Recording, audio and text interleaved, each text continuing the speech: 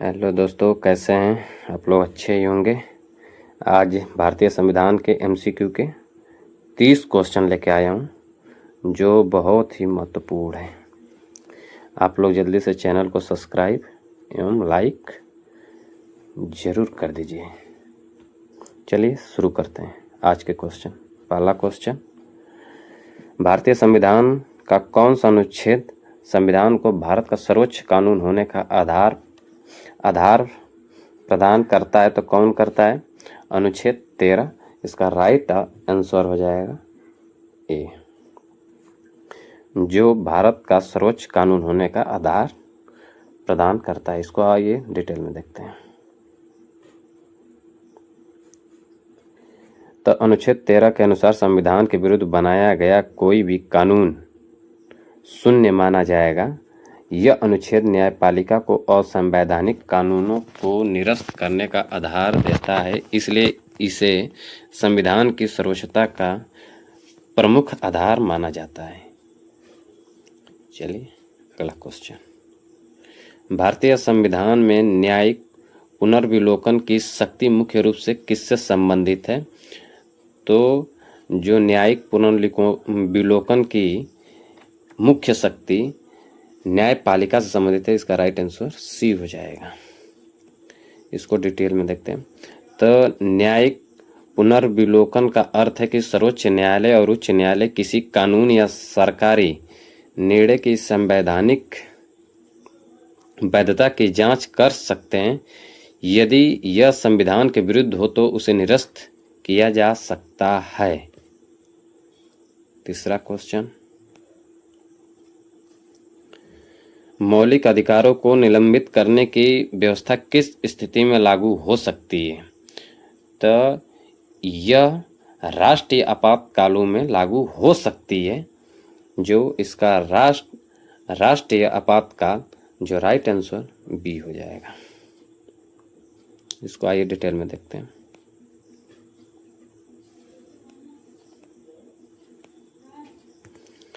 राष्ट्रीय आपातकाल के दौरान कुछ मौलिक अधिकारों पर प्रतिबंध लगाया जा सकता है। हालांकि 44वें संविधान संशोधन के अनुच्छेद 20 और 21 के अधिकारों को निलंबित नहीं किया जा सकता है। ठीक। चौथा क्वेश्चन, संविधान सभा का संवैधानिक सलाहकार कौन था? तो इसका राइट आंसर हो जाएगा BN राव, जो संविधान सभा के संवैधानिक सलाहकार थे।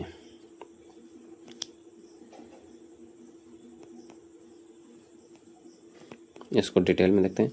BN राव संविधान सभा के संवैधानिक सलाहकार थे। उन्होंने विभिन्न देशों के संविधानों का अध्ययन कर प्रारूप तैयार करने में महत्वपूर्ण भूमिका निभाई और डॉक्टर अंबेडकर प्रारूप समिति के अध्यक्ष थे। भारतीय संविधान का कौन सा भाग राज्य के नीति निर्देशक तत्वों से संबंधित है? तो यह भाग 4 से संबंधित है। भारतीय संविधान का कौन सा भाग राज्य के नीति निर्देशक तत्वों से संबंधित है? तो भाग 4 से संबंधित है। इसका राइट आंसर सी हो जाएगा। अब इसको डिटेल में देखते हैं।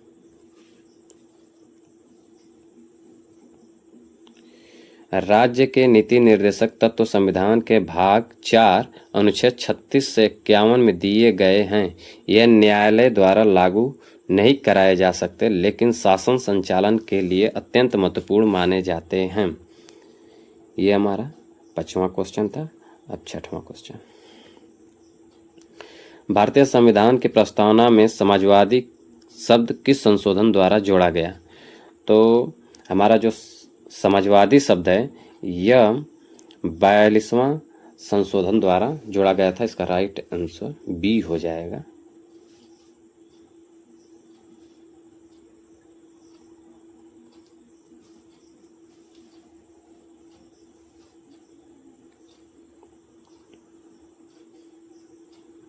अब इसको विस्तार में इसका व्याख्यान देखते हैं।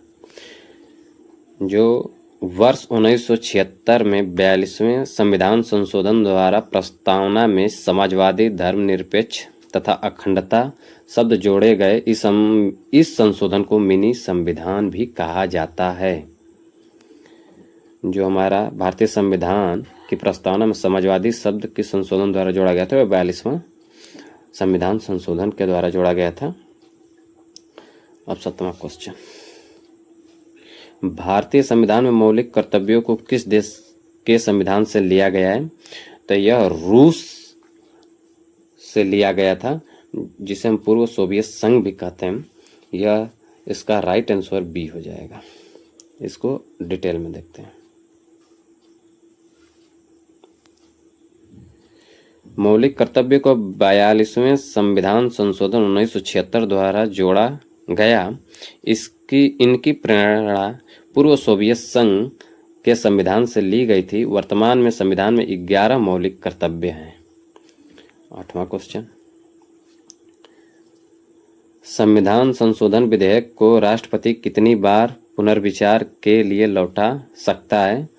तो ना ही एक बार भी नहीं, 2 बार भी, 3 बार कभी नहीं। ये कभी भी नहीं लौटा सकते हैं। क्योंकि नहीं लौटा सकते हैं, ये सिर्फ उस पर पुनर्विचार के लिए वापस नहीं भेज सकते हैं। राष्ट्रपति को उस पर अपनी स्वीकृति देना अनिवार्य ही होता है। ठीक, संविधान संशोधन विधेयक संसद द्वारा पारित होने के बाद राष्ट्रपति उसे पुनर्विचार के लिए वापस नहीं भेज सकता है। राष्ट्रपति को उस पर अपनी स्वीकृति देना अनिवार्य ही होता है। इसीलिए संविधान संशोधन विधेयक को राष्ट्रपति कभी भी नहीं पुनर्विचार के लिए लौटा सकता है, एक बार भी नहीं लौटाएगा। भारतीय संविधान का कौन सा अनुच्छेद समानता के अधिकार का आधार है?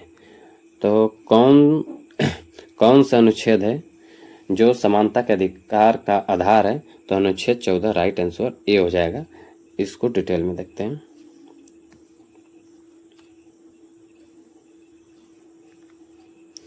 तो अनुच्छेद 14 सभी व्यक्तियों को कानून के समक्ष समानता तथा कानून के समान संरक्षण का अधिकार प्रदान करता है। यह समानता के अधिकार की आधारशिला माना जाता है। 10वां क्वेश्चन, भारतीय संविधान की 8वीं अनुसूची का संबंध किससे है? तो इसका संबंध भाषाओं से है। इसका राइट आंसर बी हो जाएगा। भारतीय संविधान के 8वीं अनुसूची का संबंध किससे? तो भाषा से है। इसको डिटेल में देखते हैं। संविधान की 8वीं अनुसूची में भारत की मान्यता प्राप्त भाषाओं का उल्लेख है। वर्तमान में इसमें 22 भाषाएं शामिल है। अब 11 नंबर क्वेश्चन, निम्नलिखित में से किस संविधान संशोधन द्वारा शिक्षा के अधिकार को मौलिक अधिकार बनाया गया है? तो यह 86वां संविधान संशोधन के द्वारा ही शिक्षा के अधिकार को मौलिक अधिकार बनाया गया है। इसको डिटेल में देखते हैं।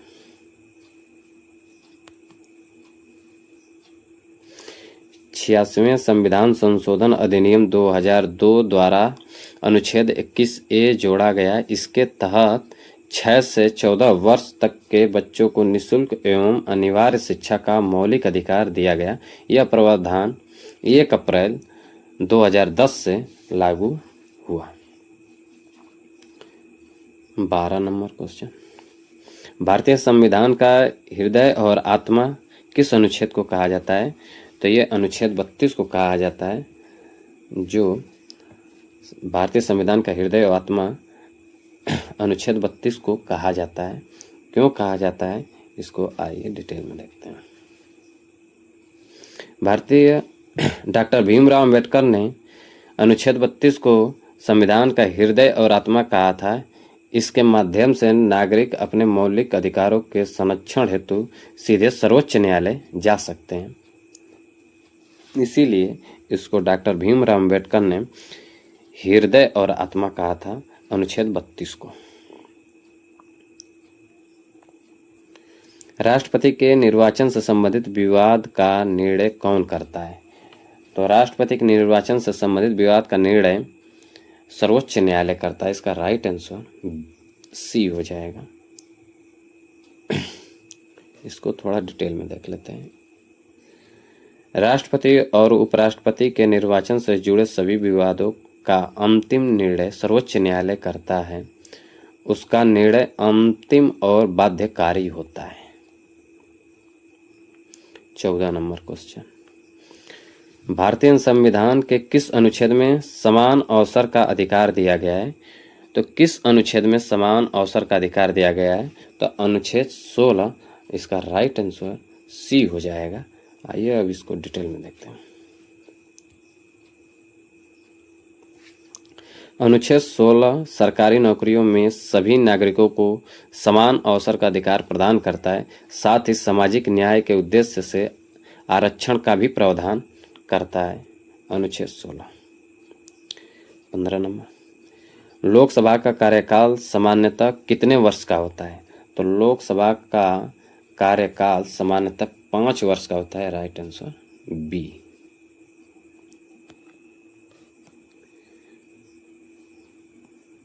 लोकसभा का सामान्य कार्यकाल 5 वर्ष होता है। राष्ट्रीय आपातकाल की स्थिति में संसद इसे एक वर्ष करके बढ़ा सकती है, लेकिन आपातकाल समाप्त होने के बाद यह वृद्धि सीमित रहती है। ठीक है दोस्तों, आगे 16 नंबर क्वेश्चन, भारत में संवैधानिक उपचारों का अधिकार किस मौलिक अधिकार का भाग है? तो भारत में संवैधानिक उपचारों का अधिकार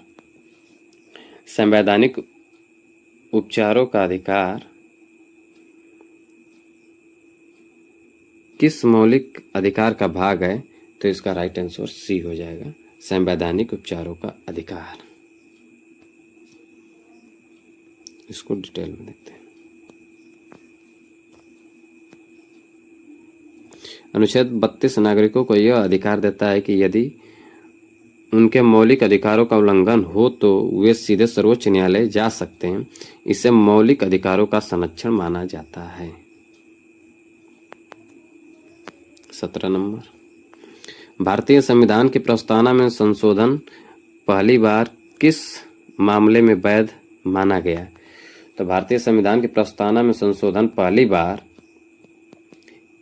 केशवानंद भारती मामला में वैध माना गया, जिसका राइट आंसर बी हो जाएगा हमारा। इसको डिटेल में इसका व्याख्यान थोड़ा देख लें। 1973 के केशवानंद भारती मामले में सर्वोच्च न्यायालय ने कहा कि संसद संविधान में संशोधन कर सकती है, लेकिन उसके मूल ढांचे बेसिक स्ट्रक्चर को नष्ट नहीं कर सकती है। 18 नंबर, भारत के नियंत्रक एवं महालेखा परीक्षक की नियुक्ति कौन करता है? तो भारत के नियंत्रक एवं महालेखा परीक्षक की नियुक्ति राष्ट्रपति द्वारा की जाती है। इसका राइट आंसर सी हो जाएगा। इसका व्याख्यान थोड़ा देख लें। CAG की नियुक्ति राष्ट्रपति द्वारा की जाती है। यह संस्था केंद्र और राज्यों के आय व्यय का लेखा परीक्षण करती है और वित्तीय जवाबदेही सुनिश्चित करती है। क्वेश्चन नंबर 19, भारतीय संविधान में अस्पृश्यता का उन्मूलन किस अनुच्छेद में किया गया है? तो भारतीय संविधान में अस्पृश्यता का उन्मूलन अनुच्छेद 17 में किया गया है, जो राइट आंसर इसका सी हो जाएगा, अनुच्छेद 17। इसको थोड़ा डिटेल में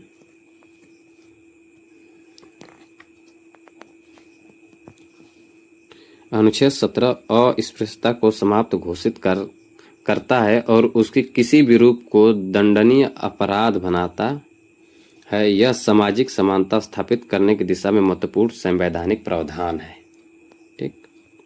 क्वेश्चन नंबर 20, भारतीय संविधान के अनुसार भारत का प्रथम नागरिक किसे माना जाता है? तो भारतीय संविधान के अनुसार भारत का प्रथम नागरिक किसे माना जाता है? तो राष्ट्रपति को माना जाता है, जो हमारा राइट आंसर सी हो जाएगा।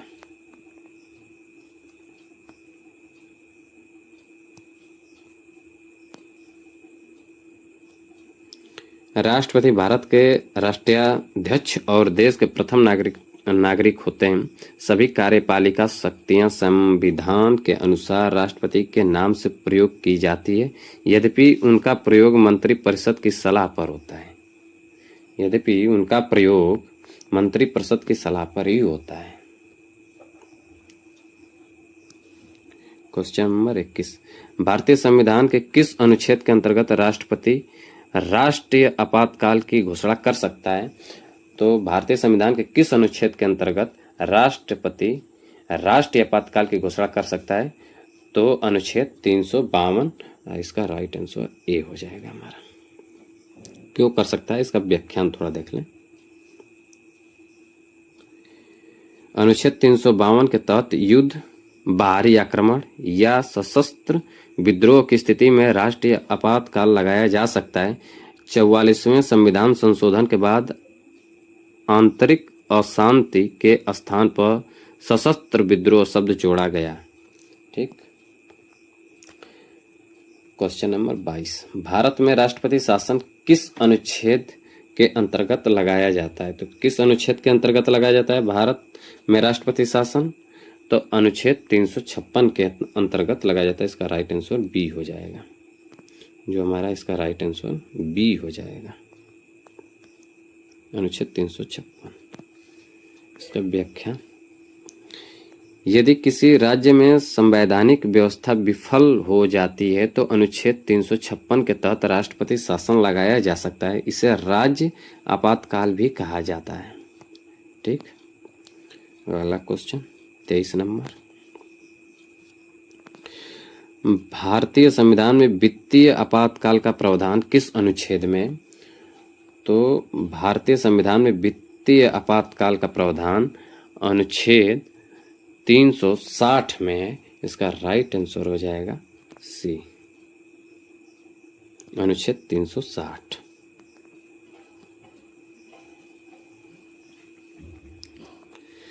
यदि भारत की वित्तीय स्थिरता या साख को खतरा हो तो अनुच्छेद 360 के तहत वित्तीय आपातकाल लगाया जा सकता है।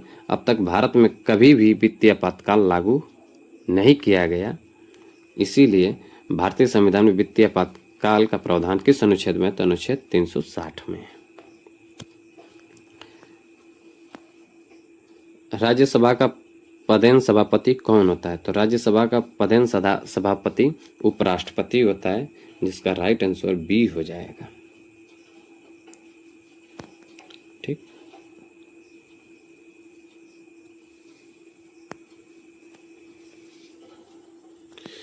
भारत का राष्ट्रपति राज्यसभा का पदेन सभापति होता है। वह राज्यसभा की कार्यवाही का संचालन करता है, लेकिन सामान्य स्थिति में मतदान नहीं करता है।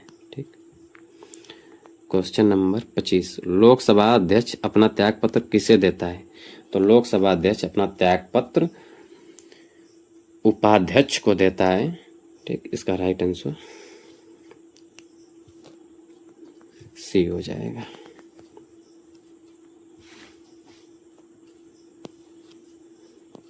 अपना त्यागपत्र उपाध्यक्ष को देता है। लोकसभा अध्यक्ष यदि इस्तीफा देना चाहता है तो वो अपना त्यागपत्र लोकसभा के उपाध्यक्ष को देता है।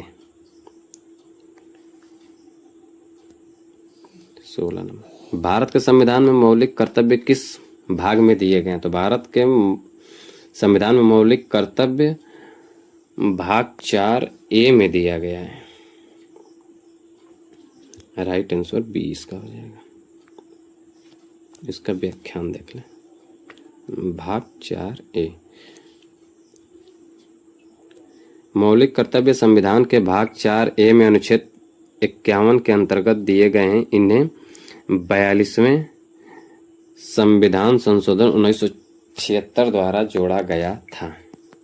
ठीक। भारतीय संविधान में वर्तमान में कितनी अनुसूचियां हैं?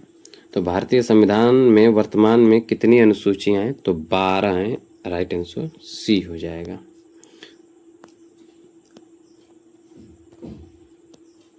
तो भारतीय संविधान में वर्तमान में कितनी अनुसूचियां हैं? तो 12। इसका व्याख्या, प्रारंभ में संविधान में 8 अनुसूचियां थी। वर्तमान में संविधान में 12 अनुसूचियां हैं। 11वीं और 12वीं अनुसूचियां 73वें एवं 74वें संविधान संशोधन द्वारा जोड़ी गई। ठीक।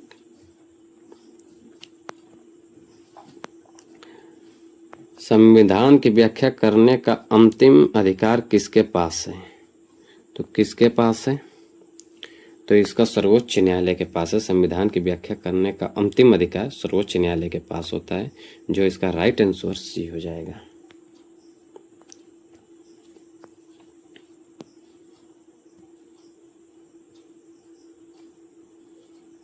इसका राइट आंसर सी हो जाएगा।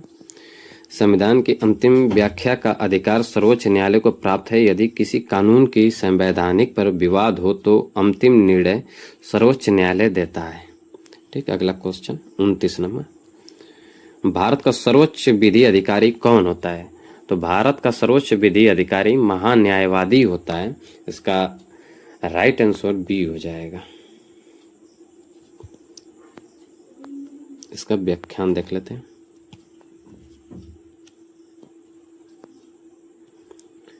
महान्यायवादी भारत सरकार का सर्वोच्च विधि अधिकारी होता है। इसकी नियुक्ति राष्ट्रपति करते हैं और यह सरकार को कानूनी मामलों में सलाह देता है।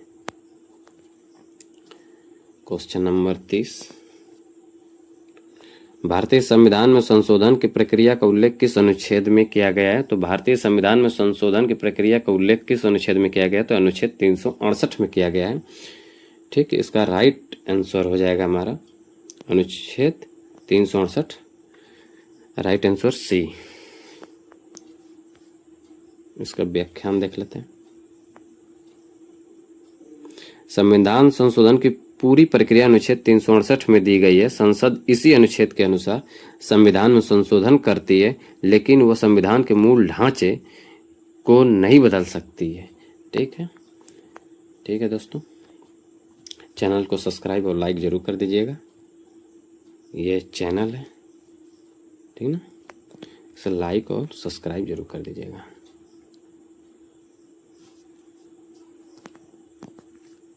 ठीक है।